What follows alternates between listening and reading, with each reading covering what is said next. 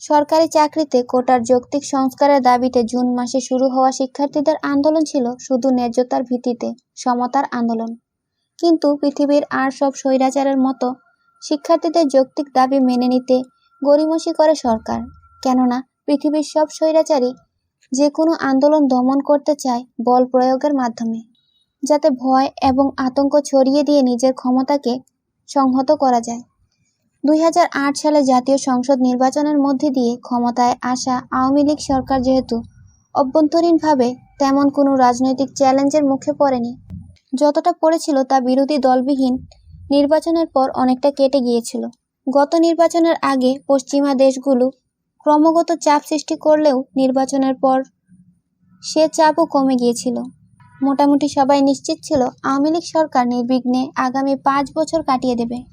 ফলে আওয়ামী লীগের মধ্যে তৈরি হয় ডোন্ট কেয়ার ভাব। ফলে বিরোধী দল ও মতের শিক্ষার্থীদের যৌক্তিক আন্দোলন দমনে বেছে নেয় পেশি শক্তির ব্যবহার এবং আন্দোলন ভিন্ন দিকে নিতে ব্যবহার করে পুরনো কৌশল টেকিং কালচার। কিন্তু কার্যত এবার আওয়ামী লীগের পুরনো দুটি অস্ত্রই ব্যর্থ হয়।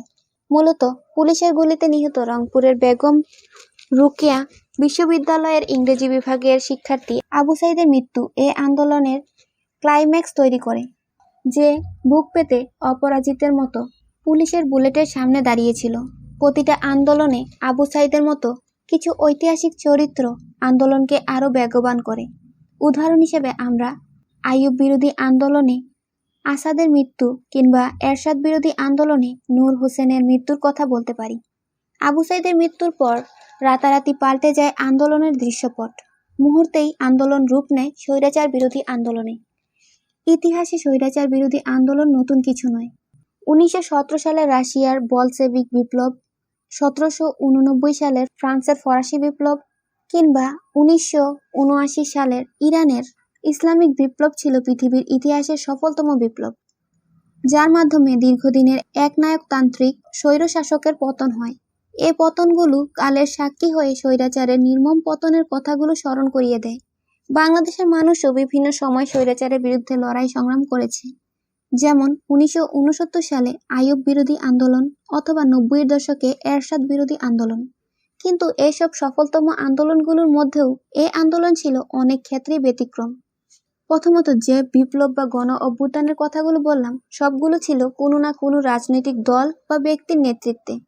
যেমন রুশ বিপ্লবের নেতৃত্বে ছিলেন লেনিনের বলশেভিক পার্টি, ইরানের ইসলামিক বিপ্লবের নেতৃত্বে ছিলেন ধর্মীয় নেতা আয়াতুল্লাহ রুহুল্লাহ খোমেনি, অথবা আইয়ুব বিরোধী আন্দোলনের নেতৃত্বে ছিল আওয়ামী লীগ।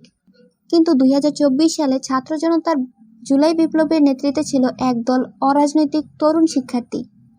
বাংলাদেশ তথা পুরো পৃথিবীর ইতিহাসে শুধু একদল শিক্ষার্থীর নেতৃত্বে এত বড় বিপ্লব বিরল, যেখানে সিদ্ধান্ত গ্রহণের পর্যায়ে দায়িত্ব পালন করেছে তরুণরা।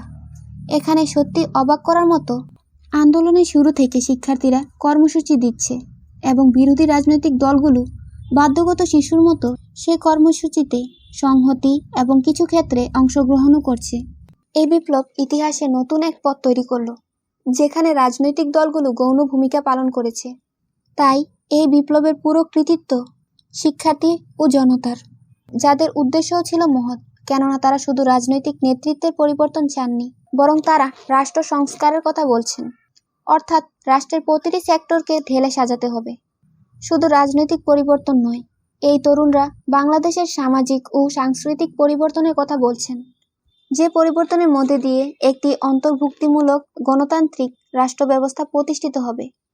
গতানুগতিক রাজনৈতিক ধারা ও সংস্কৃতির একটি বড় পরিবর্তনের প্রত্যাশা এখন সবার মুখে মুখে। দ্বিতীয়, এই আন্দোলনের স্থায়িত্ব ছিল 1 মাসের মতো, অথচ অনেক বেশি রক্তাক্ত। বাংলাদেশের ইতিহাসে এত স্বল্প সময়ে এত রক্তক্ষয়ী বিপ্লব আর দেখা যায়নি, যা এই বিপ্লবকে আর সব বিপ্লব থেকে ইতিহাসে ব্যতিক্রম হিসাবে জায়গা দিয়েছে। তৃতীয়ত, এই বিপ্লবটি শিক্ষার্থীদের মধ্যে থেকে শুরু হলেও পর্যায়ক্রমে এখানে সর্বস্তরের মানুষ অংশগ্রহণ করেছে। সব ধর্ম, সব বর্ণ, সব পেশার, সব লিঙ্গের মানুষের অন্তর্ভুক্তি এই বিপ্লবটিকে ইতিহাসে গুরুত্বপূর্ণ করে তুলেছে। রাজনীতি বিশেষজ্ঞ বদরুদ্দিন উমর এক সাক্ষাৎকারে বলেছেন, এত বড় গণ অভ্যুত্থান বাংলাদেশে আগে কখনো হয়নি। এই গণ অভ্যুত্থান অল্প সময়ের মধ্যে শহর থেকে গ্রাম তথা সারা দেশে ছড়িয়ে গিয়েছিল। এ বিপ্লব ছিল জনক্ষোভের এক বহিঃপ্রকাশ, আর প্রতিটা জনক্ষোভ থেকে এক একটা বিপ্লব হয়। ইতিহাসের প্রতিটি স্বৈরশাসকের পতন আমাদের স্বৈরতান্ত্রিক শাসন ব্যবস্থার নির্মম পরিণতির কথা মনে করিয়ে দিলেও তৃতীয় বিশ্বের দেশগুলোয় গণতন্ত্রের আড়ালে স্বৈরতন্ত্রের ভয়াবহ চর্চা হয়, যা শেষ হয় জনবিপ্লবের মাধ্যমে। কিন্তু তারপরও প্রতিনিয়ত শাসকরা গণতান্ত্রিক হওয়া থেকে স্বৈরতান্ত্রিক হওয়ার দিকেই অধিকতর নজর দেন।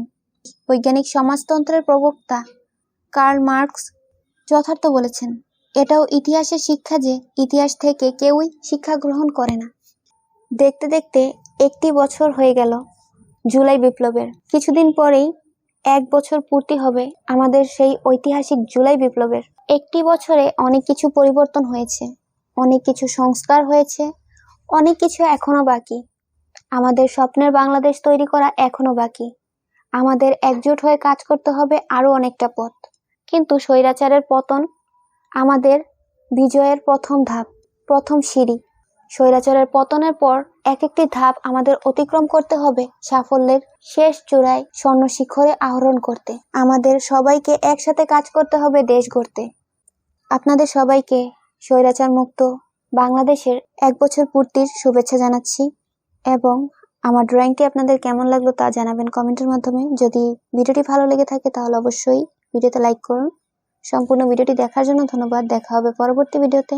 ততদিন ভালো থাকুন, সুস্থ থাকুন। খোদা হাফেজ।